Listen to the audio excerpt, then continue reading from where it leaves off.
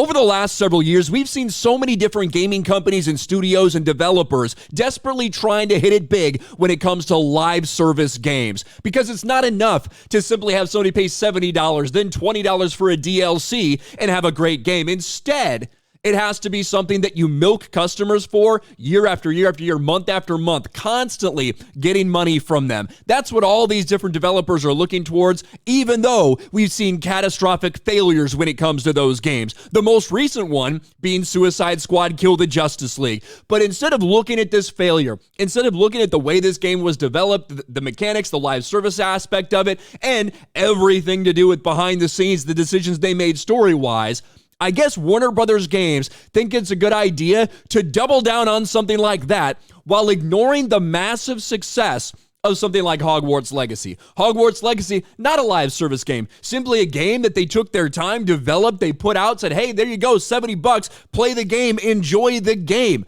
And it ended up being the best-selling game of 2023.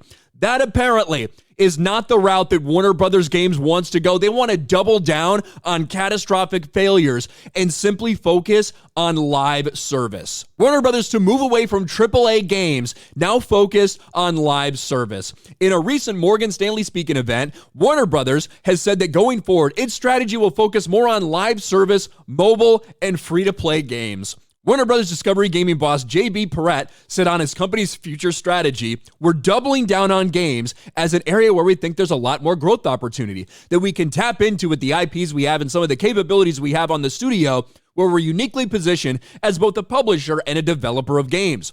Rather than just launching a one-and-done console game, how do we develop a game around, for example, a Hogwarts Legacy or Harry Potter that is live service where people can live and work and build and play in the world on an ongoing basis?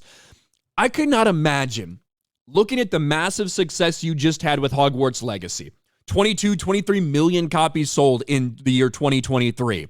And then looking at the failure of Suicide Squad, the abysmal failure. Now, of course, there's a lot of reasons behind the success and failure for both of those games. But imagine looking at one AAA release, and then another one, live service aspect, and you decide to double, triple, quadruple down on that catastrophic failure, and they're getting destroyed right now, rightfully so. Warner Brothers has learned the wrong lesson from Hogwarts Legacy's success.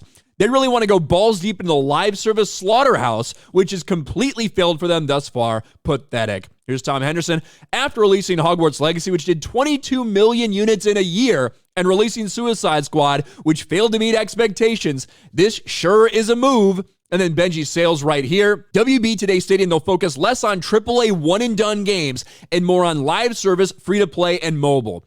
Can't count out a big free-to-play live service game because when they hit, they can hit big, but the failure rate is also extremely high. Good chance this strategy ends poorly.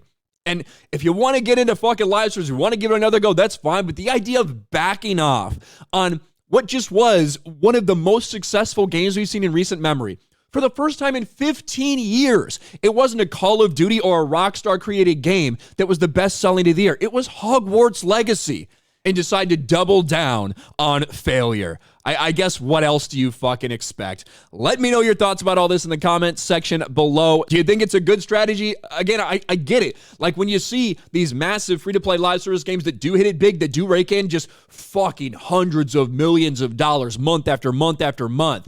I get wanting to do that, but at the same time, when you just had a massive success, how can you imagine moving away from something like that into the things that have failed so hard for you lately? Let me know your thoughts in the comments section below. Smash a like button, subscribe to the channel, ring the bell for notifications, share this video out there, and I'll talk to you later.